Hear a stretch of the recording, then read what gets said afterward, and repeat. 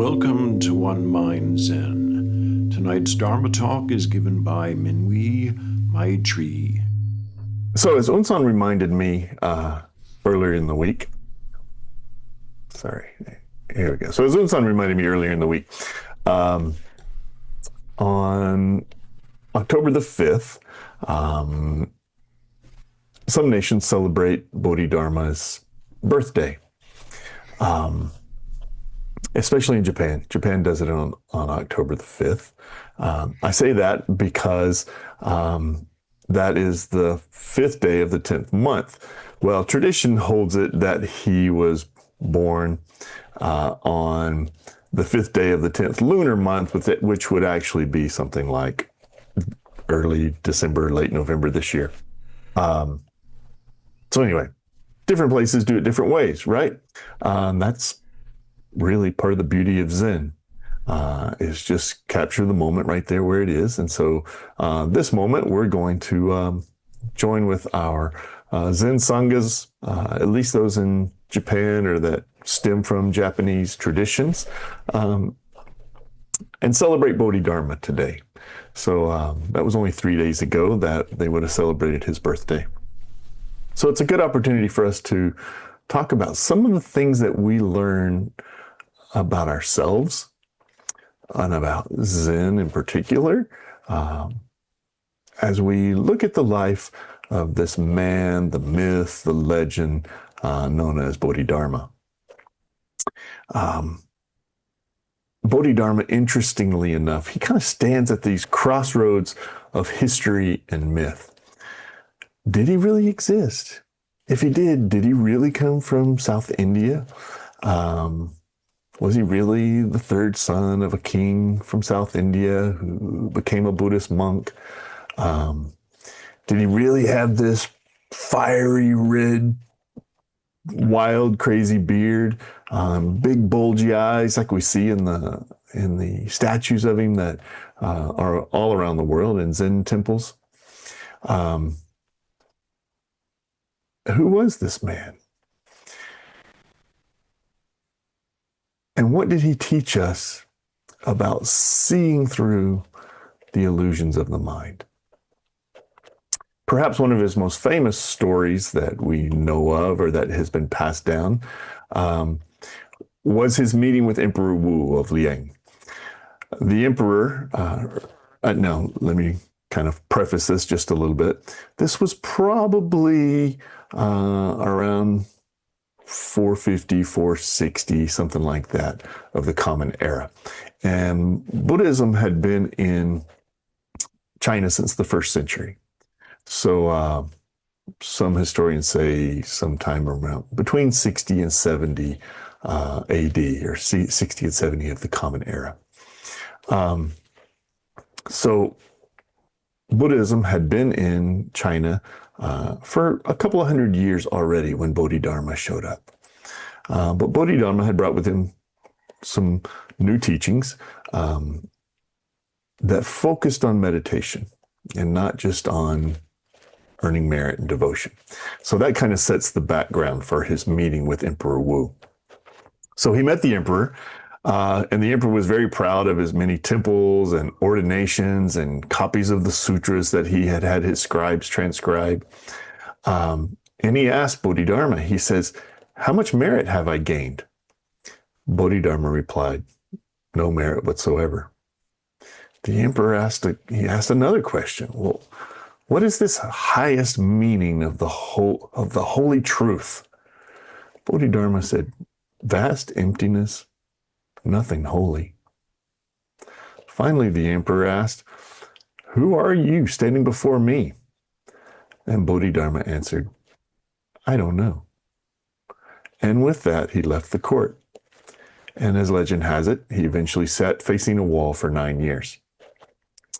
This exchange with Emperor Wu does not reject good works. It cuts through the idea that merit or holiness or identity can be grasped, measured, or even owned. Bodhidharma's no merit is a freedom of the mind that does not cling His vast emptiness is the openness of all things. All things arise, all things pass. And his I don't know, when asked who he was, is the humility of someone who has dropped this need for fixed answers and this idea of a fixed self. Lessons for all of us. Now, there are lots of myths that go along with Bodhidharma's life, like Hoika, his disciple, standing in the snow and cutting off his arm and cutting down these barriers to sincerity. Bodhidharma chopping off his eyelids and to keep himself from falling asleep, from which tea plants are said to have sprung up around China. That his eyelids were the seeds for tea to grow in China. As wild as that seems, that's a legend of Zen tradition. But what does it get to? You know, he's also well known for his association with the Shaolin Temple, and where Kung Fu, martial arts discipline, becomes meditation in motion.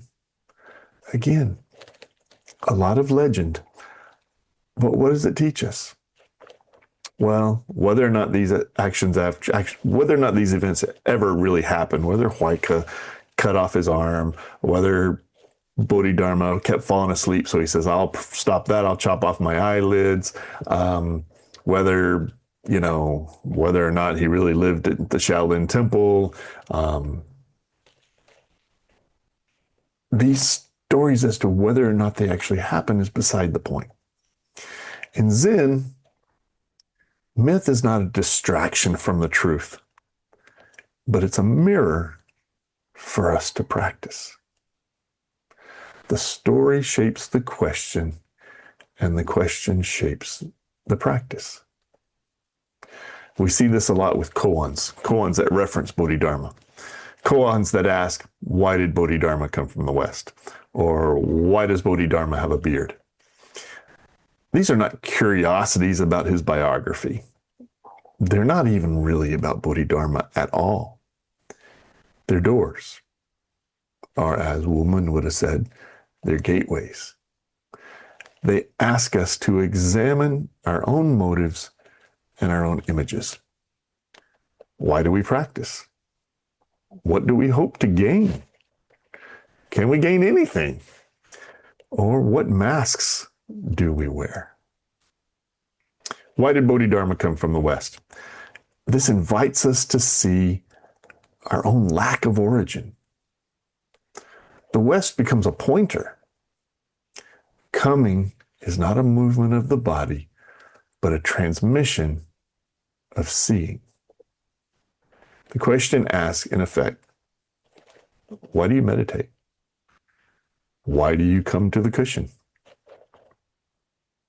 And then that crazy one, why does Bodhidharma have a beard? Invites us past form and label. The beard marks otherness or distinction.